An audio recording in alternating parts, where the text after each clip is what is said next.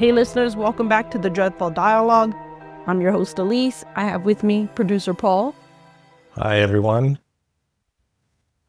We have a tradition every year for Halloween. We pick 31 movies.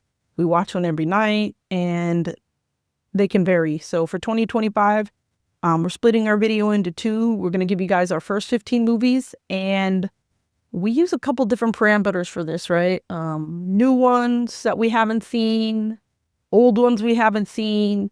Can be movies that are popular. It can be B movies. It can be typical movie. What did you use as your choosing grounds of these movies? Just something that I've either never seen before or that I'm not sure if I've even seen it, because I've seen so many movies over the years that every once in a while you're like, I don't even know if I've seen this, or maybe I saw it so long ago I couldn't remember it. I look at different lists. I just kind of go through all the streamers and just start writing down movies that I'm like, oh, I wanted to check that one out, or I've never heard of that one and it seems kind of interesting. How do you choose yours?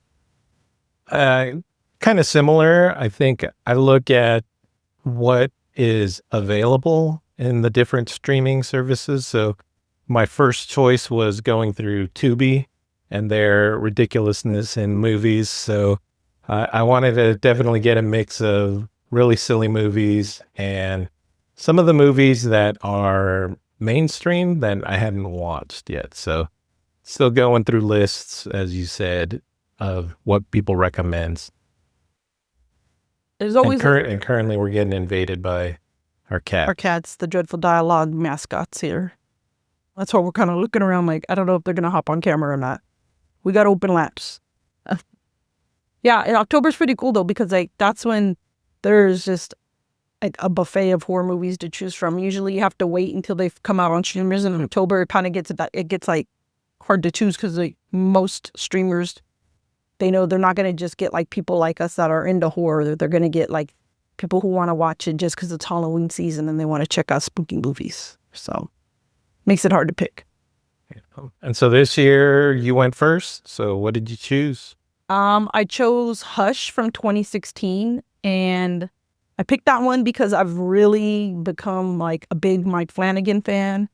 I love the Follow the House of Usher, Midnight Mass, and this is one of his earlier ones, and it has his wife in it. Well, that's what was funny, is that I had never heard of this movie or knew anything about the movie, but I recognized a bunch of the actors. I'm like, aren't they in like all of these other ones? And she tells me, oh yeah, they're in all of his movies. So it made sense. The Flanaverse. Yeah. People call it the Flanaverse. People that are diehard Flanagan fans say like, in Flanagan we trust, and I've totally bought into being one of those. I don't think it's as good as his other stuff. It was entertaining. It's about a lady who is deaf, and there's a guy that's not like just a home invasion. He's killing people, and she's trying to outsmart him essentially. And it's got, of course, his wife, Kate Siegel. She's in all of his stuff. And like I said, I wouldn't call it my favorite Mike Flanagan film, but it was entertaining. So how are we rating these things? Like thumbs up, thumbs middle, thumbs down? Oh, I don't know. I didn't even plan on rating him. I'd give it a middle, I guess. Sure. We're winging it here. Got to come up with something for people. We don't really. I mean, I say check it out. I don't think it's something you should pay to check out. You should wait till it streams. Don't pay the video on demand. Wait till it's streaming somewhere and watch it. That's I'd give it. Rate him. Is it worth spending money on or not? I'd give it a middle thumb. All right. So Paul loves ridiculous movies. Tell us this first ridiculous movie that you chose. So my first movie is Murder Size from 2023. Now, back in the convention that we were at, I remembered Darcy, the mail girl from Joe Bob. You know, they have, what is it called? Slasher Size. And I was like, this is her movie. I know. This is not her movie. I was like, okay, Slasher Size. And I remember seeing something called something similar, Murder Size. I think it's in the same vein in terms of 80s, crazy hair, aerobics. And this movie was about a D-movie aerobic workout video that was being made. and one of the girls gets mad at the other girls and starts killing them. And then there's actual other killers that come in and start killing people. Very the storyline wasn't connected and very well. A lot of plot holes. A lot of plot holes, but it was more about the girls and a lot of nudity. Very silly. It was a mid for just to entertain. Yeah, I'd give it like not a full thumbs down. I'd give it like somewhere in between. I mean, again, don't pay for it. It's definitely a to-be movie. Watch it when you're gonna have a drink or you're gonna smoke or take a gummy or something. All right, so that was Murder Size 2023. A movie that I picked. I've been wanting to see it. Just we don't make it out to the movie theaters much anymore. We tend to have to wait till things come out on streaming. But it was 2025, Bring Her Back. And this is from the same brothers that wrote and directed Talk to Me. And I guess they're in the connected universe. And it's kind of a supernatural mystery. It's really hard to talk about without completely spoiling it. I would say if you're going to watch it, maybe not even watch a trailer. I would just say go into a blind, and I think it'll really be enjoyable that way. What'd you think of it? Yeah, it'll be interesting to see how it is connected to Talk to Me. I mean, that one, such a great movie. And this one, very disturbing plots that are involved in it regarding like child abuse and stuff like that. So it's kind of a touchy subject. Definitely, but no, it's a good movie. Yeah, it's heavy. It's heavy. If you don't want to see that sort of child abuse, I would not watch it. Just a warning for you, but I'd give it a thumbs up. Yeah, definitely. And then my next one was The Night of the Dead Sorority Babes. So this had the same actress from Murder Size one. Her name is Jessa Flux. And she was in one of my other movies that I enjoyed watching called Crackoon. It's same thing on the lines of just silliness. It's about some girls who are pledging for a sorority. Granted, like all of these women that are in there, they look like they were in their 40s or late 30s. So, it's kind of hard to go with pledging for a college sorority. And of course, murder takes place where slowly the different pledges get killed one by one until the last one, who is decided to be the chosen one, kind of progresses. So there's a plot with what were they, witches? Something about witches. Vampires? No, I think it was witches. It was they were a coven of witches. Yeah. Where they were trying to use them to gain immortality or something like that. Keep their youngness, yeah. Yeah. Their youth. So that one is this one was worse than Murder Size stuff. I'm going to give it a thumbs down. Thumbs down. Definitely a Tubi. I mean, Prime has a lot of bad movies, and Tubi has a lot of Prime movies. We found it on one of the... You found it. I'm not going to take credit for this. Yeah. If you guys are regular listeners, Paul's known for... And I promise my movies will get better over time. I mean, not much better, but they'll be better. All right. I picked, for my next one, I did Frankenhooker from 1990. This was one that I was never sure if I had actually watched it. Like, I've seen people cosplay as the girl, and I think I've seen some of the pivotal scenes.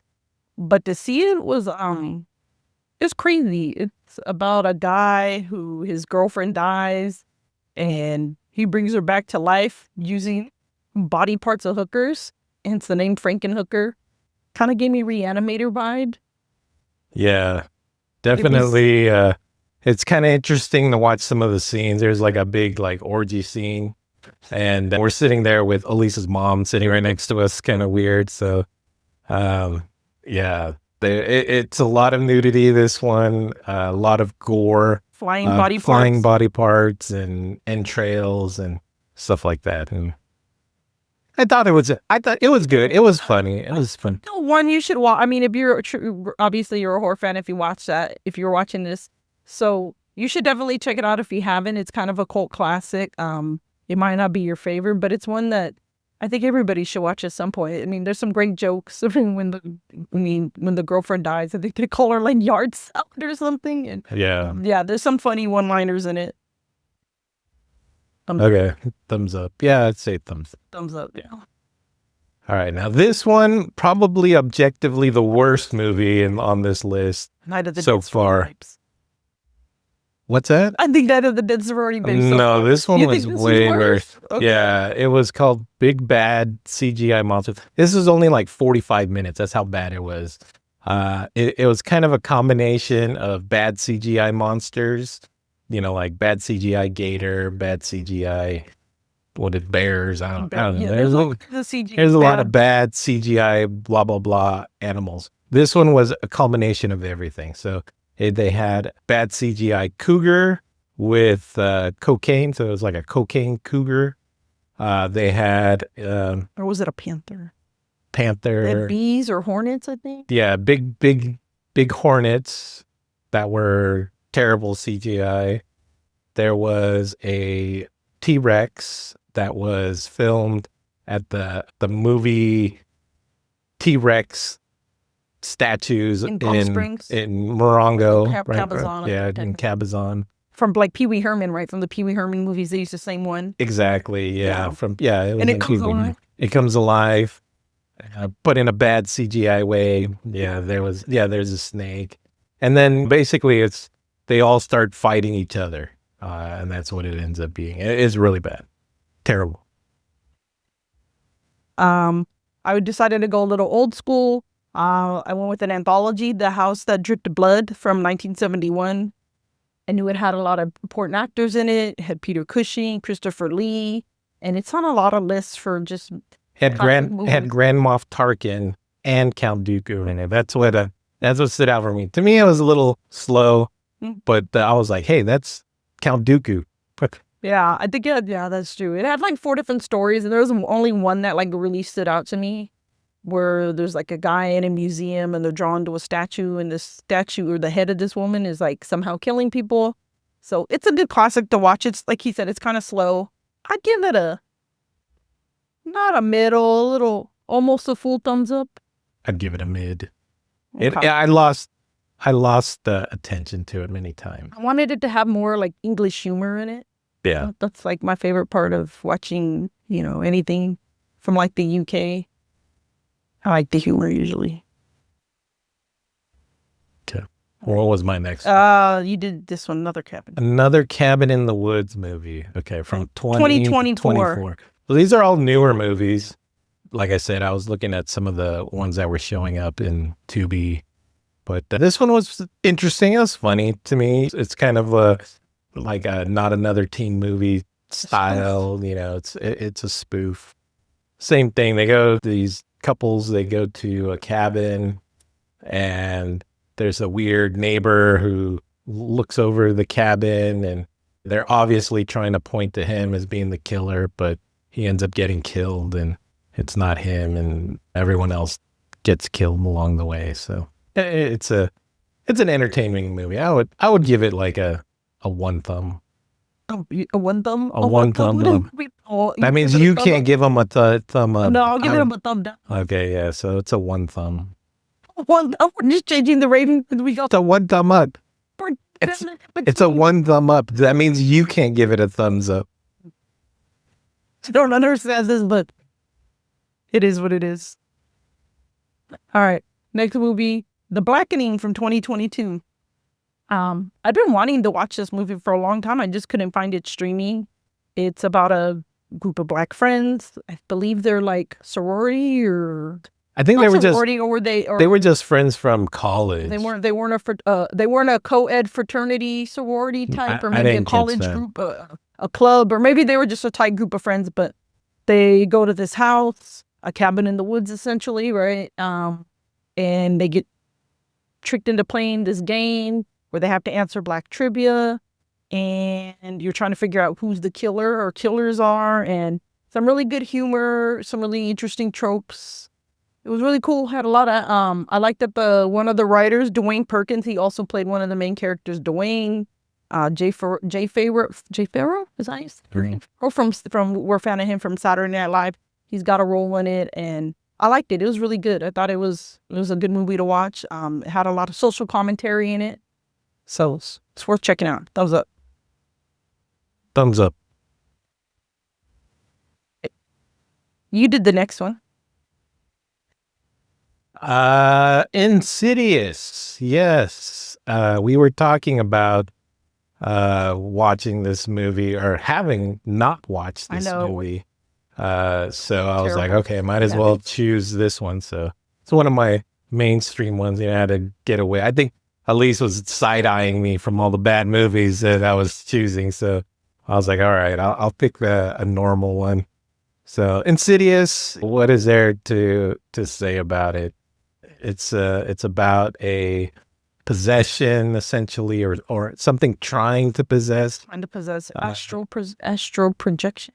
It has astral projections from the kid where he leaves his body, and he's trying his body being empty now wants to a demon wants to possess him. Interesting concept. It was a hereditary thing, like the dad could do the same thing, and they kind of kept it quiet with them, and I liked it. It was a good movie. Yeah, it was better than I thought it was gonna be. I'd seen it, I think, not all of it. I think I'd seen bits and pieces of it. It came out in 2010, and I know we'll probably catch a lot of heat because it is really popular in the horror fandom. I mean, James Wan has a ton of movies, and we're gonna get into some of his other ones because after that, we went ahead and we said we needed to kind of know what happened after Insidious 1, so we put on Insidious 2 from 2013, and this is where they're trying to figure out, spoiler, the dad gets possessed, and they're trying to figure out how to get the lady, the black veiled lady, out of him. Yeah, I'd give him a thumbs up. They were better than I thought they were gonna be. I never found myself just drawn to really like watching them. I think I kind of might have been mixing it up with The Conjuring. And I'm not a big fan of the Warrens, which I know a lot of people are, which that was our next one, right? The Conjuring from 2013. Yeah, so I picked The Conjurings. I said, I might as well keep going with this. That one was regarding a haunting of, not the house. The family. It was the family, like something globbed onto them, right? It's kind of like the Amityville horror, right? The same concept. It had vibes of The Exorcist. And they have to perform an exorcism. It ends up getting inside the mom. She's trying to kill her kids. It really wasn't like super surprising. It's kind of a trope or a common storyline that's used in a lot of horror movies. Again, I can see why people really like it.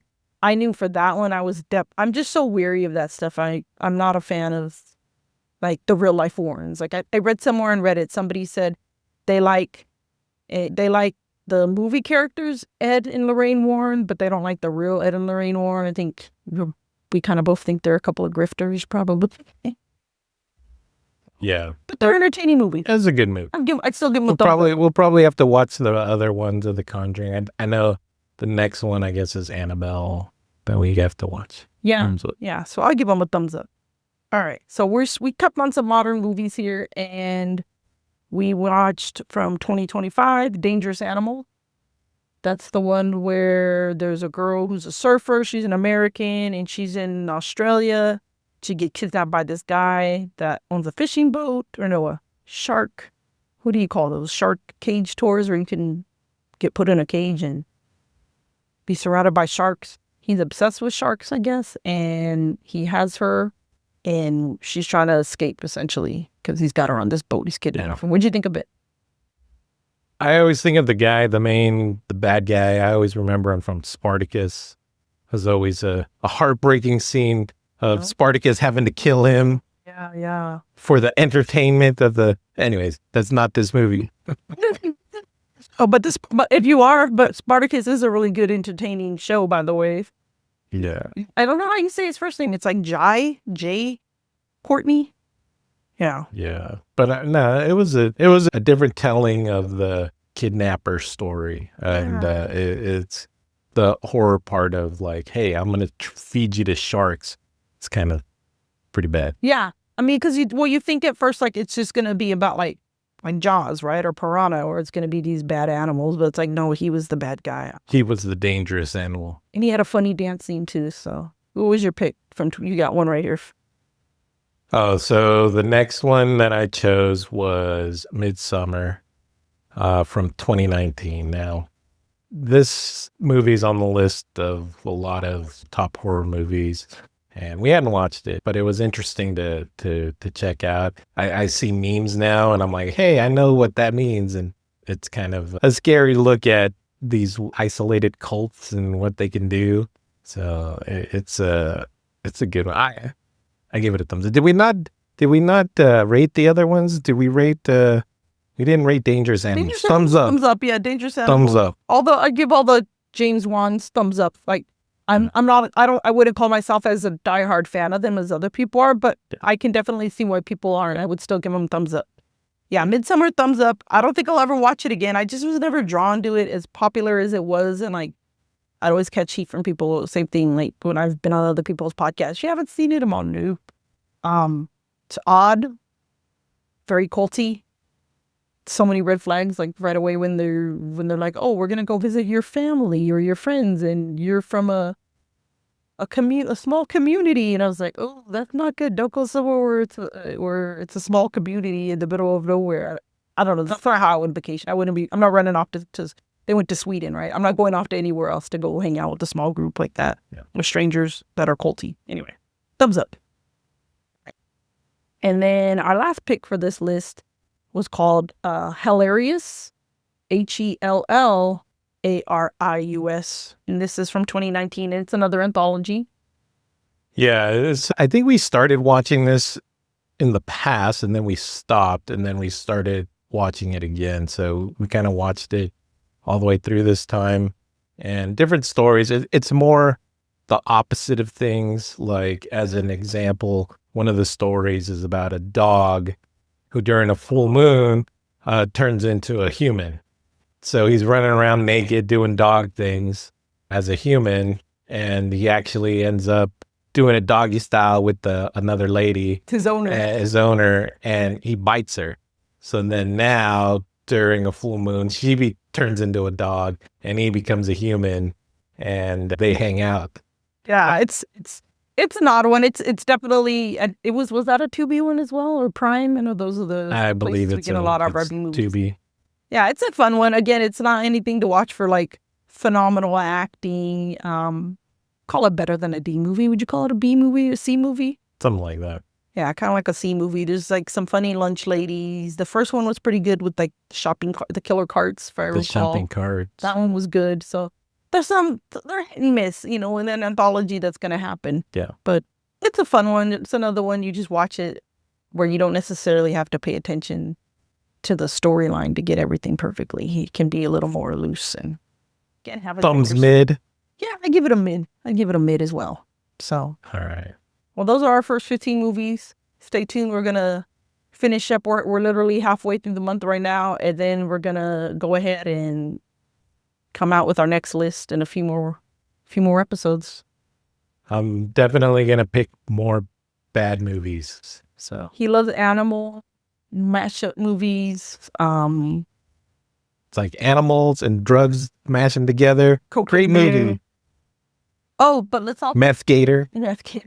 Let's also tell the listeners about some of our spooky things we went to. We went to Paranormal Cirque, which was a horror-themed circus, and I thought it was going to be just like bad circus acts. I feel bad saying that, but it wasn't.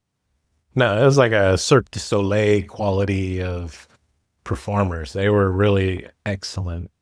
Yeah, they had my anxiety going. Like, there's like a lady, like it's just holding onto her hair and she's flying, and there's like aerialists and these guys on these, I don't even know the names of these proper things because I never worked for the circus. These things are tumbling on, and then there's some funny comedy in between, and it's all horror themed. What's really cool though, I did a little background research on them, and Paranormal Cirque is part of Cirque Italia. So when they're not doing their Paranormal Cirque, which they do just for the spooky season, they do operate as a circus that's not, or a cirque that's not horror themed. And it looks like they have at least 3 troupes, maybe 5. And we saw the Paranormal Cirque 2 troupe. So they have several troupes. You can find them online. They're on Instagram. They're on all the social media under Paranormal Cirque. And we saw Paranormal Cirque 2. And like I said, really funny, really entertaining, high flying stuff. I loved it. It was fun. It was great for spooky season. Yeah, it was good. Definitely, like I said, they're excellent performers, and to see the quality of professionals that they are is really amazing in what they do. Yeah, we have a short on YouTube, so you can check it out if you want to get a little taste of it. And they're still on tour throughout the country. I see that they're all over. So if you can't check them out for the Paranormal Cirque, maybe check them out if you want to just see their regular Cirque. It definitely reasonably priced tickets. It's not a huge big top, so no matter where you sit, there's going to be good seats. So check it out. Yeah. All right, guys. Well, we hope our dialogue wasn't too dreadful for you guys, and thanks for joining us again, Paul. And sharing all your not so bad movies. I'll make sure to cut out all of that criticism of myself from her. All right, guys. With that, have a good one. All right. Bye.